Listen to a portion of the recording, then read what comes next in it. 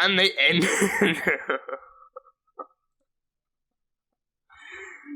Wow. They actually end it with them screwing on the kill table. They end it with them screwing on the kill table. Jesus, okay, yeah, I was like 80-70% sure at the beginning, like it was some kind of fantasy, like in his head he wants to kill her, but he also wants to get laid too, like she's enough like him for him to be able to connect with her. It's a thingy, what's her name, Lila situation all over again, she kills, he kills, it's a, thing. Okay, so yeah, interesting, interesting ending. He wants to kill her, but instead he cuts her free, and then they end up shagging on the kill table.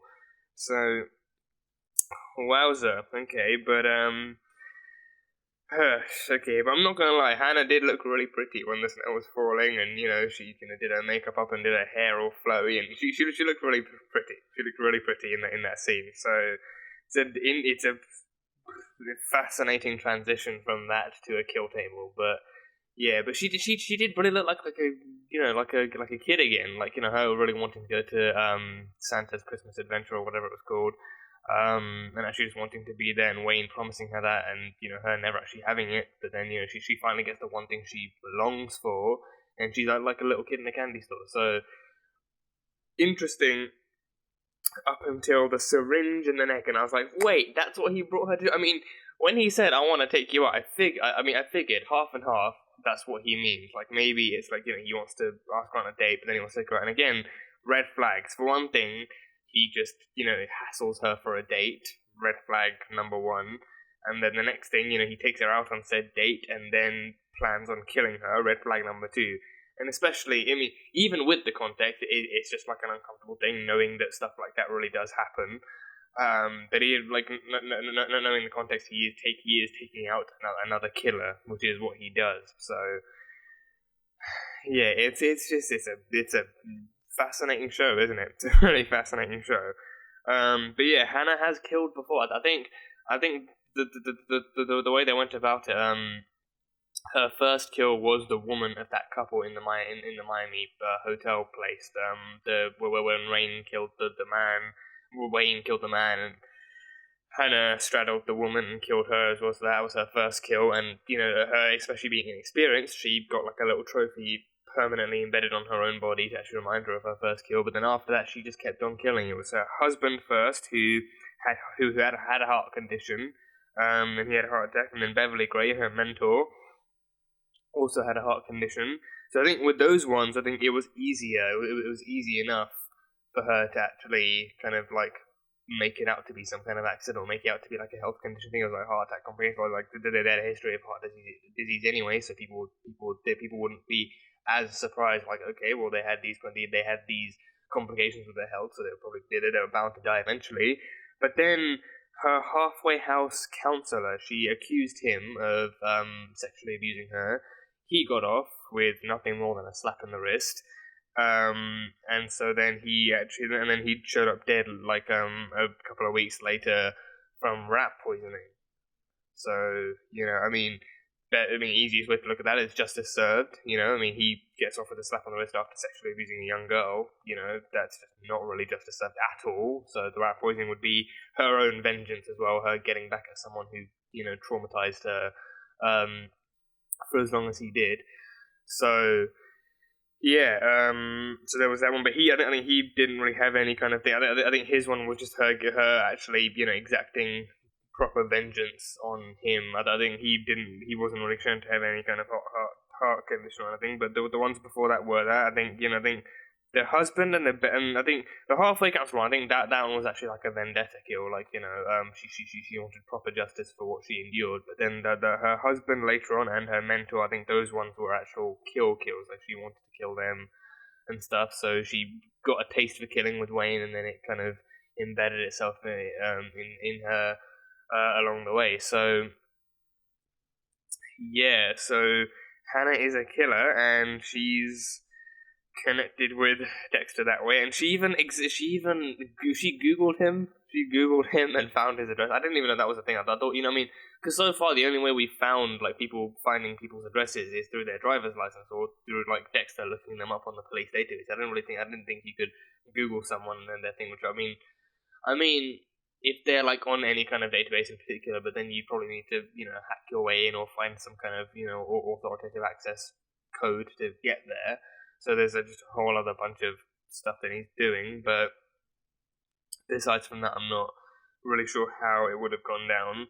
But she Googled him, found his address, and brought a new plant to his house. I don't think that one was aconite. That one was not aconite. The aconite is the smaller purple ones. So the one she gave him had like white petals with red like dots and red markings along them. So it was like blood splatter, reminding the viewer of blood splatter. So I found this one and it reminded me of you. So yeah, and then she's obviously, she takes it upon herself to find the best place in his apartment to actually find it too. Just looking around the living room, finding out what the place is like, and then going into his bedroom as well, and then putting it up on his shelf. So I think it's also just for one thing, it's like the plant seems more like a warning plant, actually warning to stop investigating, because she had a feeling, because he shows up more and more, and then he starts asking inquisitive questions. I mean, he shows up to ask to find a plant, and then he starts inquiring into her personal life, like her mentor and her husband. It's not something someone just randomly does.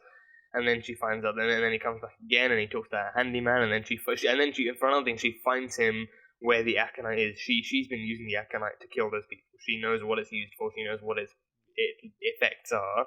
So it's not really a coincidence that the man who initially accuses her of murder is the one finding the aconite in her garden. So as time goes on, she does find him to be more than just a blood spatter guy. So yeah, so they both eventually find out that there's more to each other than meets the eyes. So yeah, but she found him, and then she and then also the fact that she leaves it in his bedroom, now you can see it when you go to bed, and you can wake up to it on your windowsill. This plant is my warning to you. You keep investigating me, and things will not end well for you. So just remember who gave this to you and what it represents. So. Yeah, and Harry died of heart disease. I didn't know that. I mean, I remember they showed a flashback of him dying, but I can't remember if they actually. I mean, they likely did, and it just slipped my mind. But it was a nice little reminder of Harry saying, her husband and her mentor died of heart disease, and it's what took me as well. So yeah, Harry had that. But yeah, so the ending. So yeah, it wasn't a fantasy. I mean, probably a fantasy in Dexter's head that he then took upon himself to actually bring to life. Just initially wanting to kill Hannah, but then even Hannah's not afraid. Even Hannah's not. I think she knew she could use her own kind of seductive abilities to draw him in and postpone the kill. Just being like, you know what, do what you gotta do, and it just starts batting her eyelashes, and then just draws him in like that. And regardless, because they are both killers, especially in Dexter's eyes, they're connected regardless. I mean, mainly I feel like it's a darker taste on darker take on the Lumen situation, because Lumen, she wasn't inherently bad. She was only killing to get her own vengeance for what the Barrel people did to her, and we'll get to back to the Barrel people in a second. But hers, I mean, by the time Jordan was taken care of, her Dark Passenger was gone. She wasn't inherently a killer. She was traumatized from what they did to her, and she needed justice for that. But and in the course of that, her and Dexter fell in love. And then they fell out of love again, because it was just because someone was there helping her, not taking advantage of her, and she found a connection there with Dexter. But with Hannah, she is inherently a killer. She started off killing. She's killed since then. She has that kind of deep dark secret about it. And now it's moved to her Dexter initially planning to kill her, but then taking more of a sultry route than actually driving a knife through her heart. So yeah, it's a much darker, more blood-filled take on the Lumen Dexter thing. But yeah, there's that. So how this is gonna affect stuff moving forward, I think it's gonna be more interesting to see whether or not Dexter actually does kill her, or maybe just orders her to leave or something. But we'll see. We'll see. But yeah, LaGuerta has moved on from looking at old victims of the Bay Harbor Butcher and looked at homicide suspects that could have been killed by the Bay Harbor Butcher. Most notably, the ones from the Barrel Girls case, Jordan Chase and his cohorts of dickish dickwads. And figured out that not only could the Bay Harbor Butcher have taken them out, but he may well have been working with an accomplice, most likely a victim of those men, who was looking to exact her own vengeance that the system couldn't, which is exactly what the Bay Harbor Butcher is known for, giving criminals the punishment they deserve, which is usually more than what the system works to give them. So she's getting closer and closer. She's inching closer and closer to this stuff, and it scares Deborah because she's slap bang in the middle of it, and she knows exactly who LaGuerta's talking about, and she knows that she's protecting him as well. So it's not exactly an easy situation for her. And I think it's understandable why Dex is telling her to move out of this and stop being involved in this. But at the same time, I don't think he's just not looking clearly enough at what her position is in all this, and looking at the fact that it's not all that easy for her to just move on with it or move away from the case. Especially given that she's she's been covering for Dexter since the death of Travis Marshall. So she's been struggling to keep all of this under wraps and protect him as her brother, because that's pretty much the only reason she would do this. I think if he wasn't some kind of familial connection to her, I doubt she would try as hard. Or if she knew him any less, then she probably would have arrested him herself and done something else. Or it would just be one of those visions he had, either her sobbing or her threatening to arrest him or her just blowing his brains out point blank. But yeah, it's a sticky situation. So her saying just telling him to get out of her house, just him blowing it off, him blowing the dangers of LaGuerta solving this case off way too easily, especially because he's just got the Hannah McKay stuff to worry about most urgently. So yeah, I doubt things are going to end well for them. But I don't really think it's going to go too far. I think it's just going to be interesting to see how all this drama actually gets tied up and how they actually resolve any of this stuff if they can. So yeah, that's that stuff. What else? Quinn gave back the money, but now his main concern is keeping Nadia alive, because George threatened to send her to a sex club in Dubai where she would be treated miles worse than she is here, and she probably lasts about 2 weeks or 2 days or something before she slits her wrist and can't take anymore. So right now, he's thinking less about the money and more about Nadia. He wants to protect her more than anything, so he's willing to do whatever it takes, I think, to actually keep her safe and keep her in Miami where he can actually still watch her. But he hasn't been able to get in contact with her. I mean, she was taken off the reservation for the restaurant meeting, and George took her place, but then even since then, she hasn't been answering her phone. He's left her voice messages, but she hasn't been answering, so I wonder if maybe they're keeping tabs, if maybe they've kidnapped her and they're keeping tabs on her until Joey gets the deal done, because the job they gave him was to steal Serco's blood from evidence. So that the trial evidence would be inconclusive, or just not show that he was there at all. So then he gets released, and then George says that Serco will leave Miami and never come back or anything, but that's BS. We all know that his main target is Dexter. So even if he does, he's gonna stay in Miami until he gets rid of Dexter, and then he might leave Miami, or he might stay, just do whatever he wants, which is what he's always been doing. But Nadia, I don't know. I really don't want her to die. I really don't want her to die. She herself is a good person. She gets along with Joey, and they're happy. So,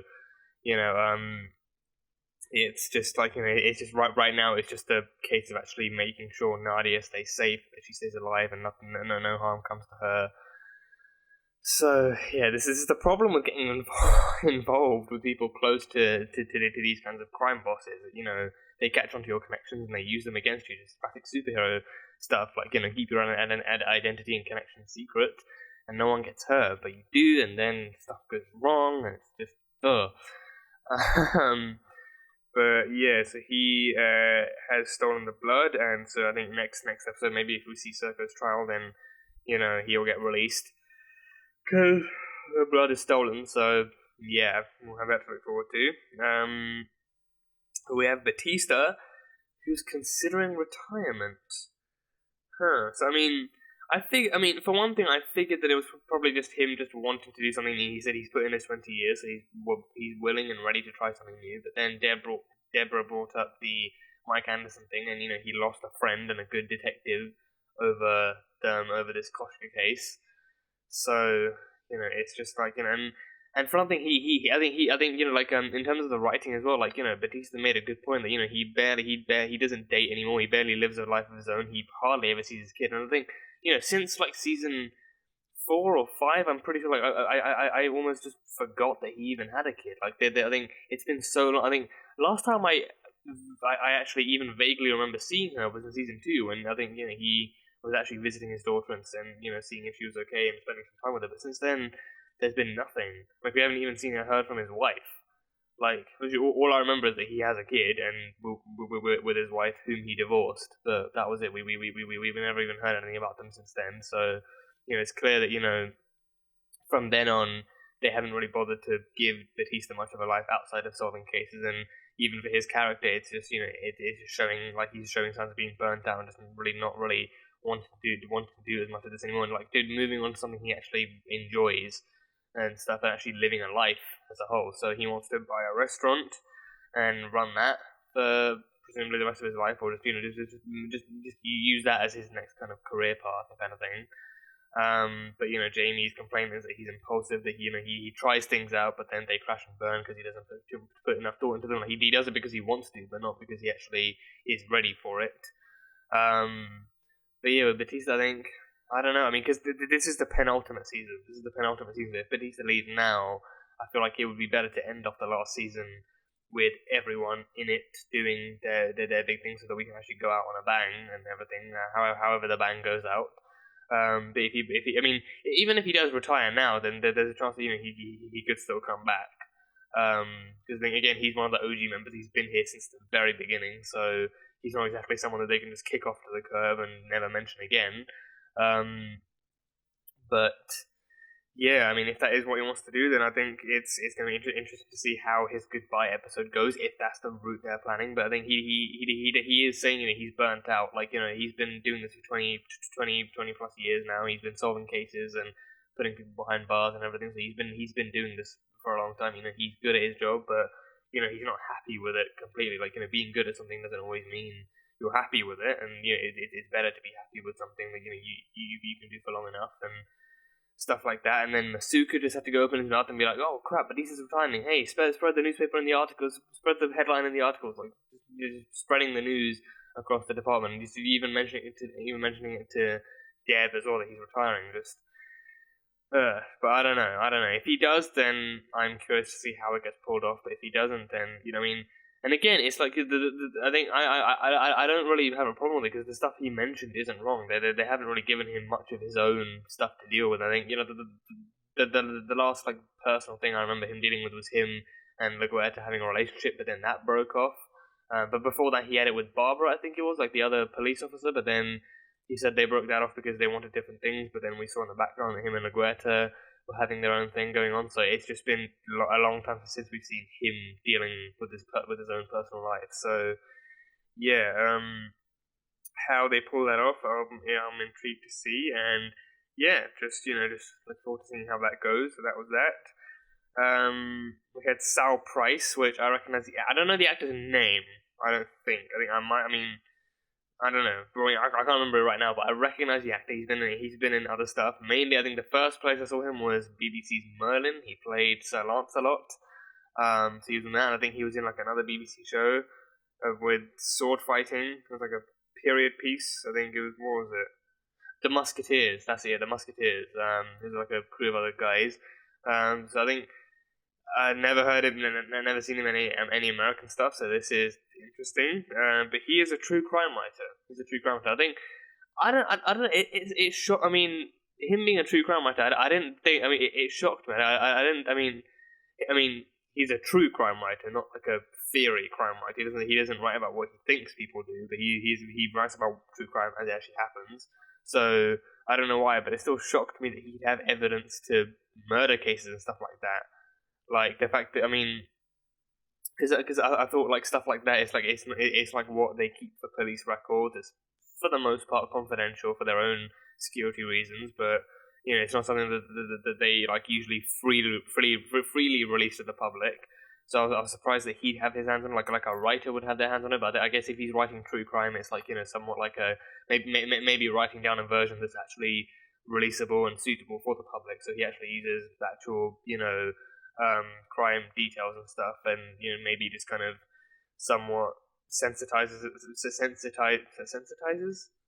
or like sensitize just makes it more suitable for the public. Stuff like the blood reports and the toxicology reports and other like details like ballistics, any other like details on like a murder investigation. Like he even has cabinets and folders of different people and different stories and manuscripts he's writing next to, like those kind of details. And he even brings and he even brought the pictures of the of Hannah McKay's crime scene to the date. Like he even had like those pictures on hand, like this stuff like that. I didn't think he'd have those details or he'd be allowed access to them, but I mean, he did go to he did go to Miami PD to actually get his hands on those case copies. So yes, he's the exception. Again, him being a true crime writer, I think that probably. I mean, correct me if I'm wrong on that, but I think that I'm thinking that's probably what he does. Like he actually he takes these accurate, hard, like solidified evidence details, and then just kind of softens it and stuff for the public release, like when he writes those books and everything and stuff like that. So yeah, so Sal Price, and he's now attempting to date Deborah, and she made him a deal of like a free makeout session in exchange for his theory on the Hannah McKay stuff. So he's getting close to the Hannah McKay thing.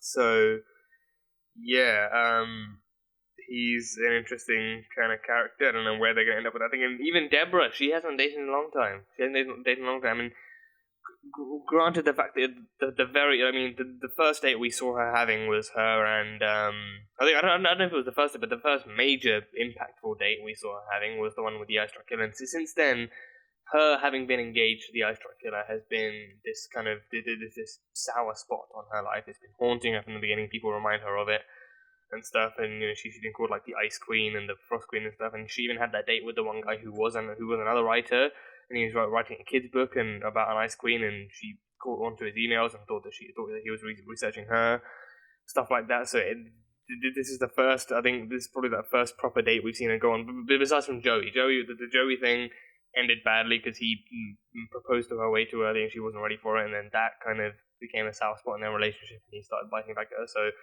seeing her jumping back into a date, I mean, it's cool to see. I'd love to see Deborah getting some of her own life back and actually doing stuff with her own life, but I'm just curious to see if this is going to get her hurt again, because I don't want to see Debbie hurt. I do not want to see her hurt. If she's going to go on a date and get into a relationship, I want it to be safe for her. I want her to be happy, and then to actually see it work out. And being with a true crime writer, I don't know if it's the best one. Like it's like someone outside of that field, someone outside of of her kind of general job area would probably better. Someone who doesn't really work with crime, or just someone who does something else. But we'll see. Maybe someone who works in crime would actually just give her more space to talk about her work, or more space to talk about how she actually is. Someone who can relate to that and stuff like that. But we'll see. We'll see how this stuff goes.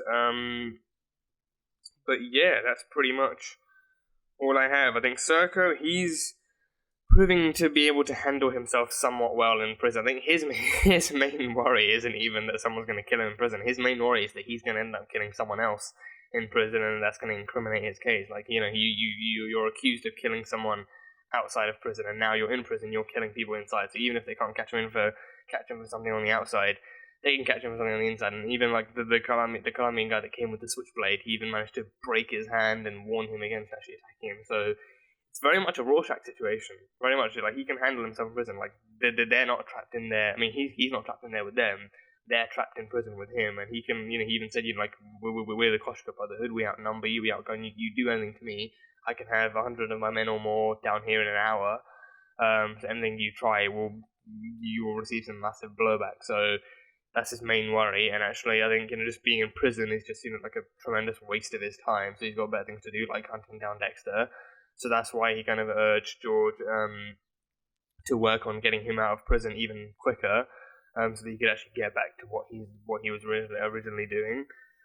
But yeah, we'll see. We'll see how all this stuff goes. I think next episode will probably be Serko's trial, and we'll just see exactly how big of an effect the missing blood sample has, and exactly what goes on with Hannah and Dexter now that he, opted to not kill her, but instead making love to her on the kill table. See how that sort of stuff goes.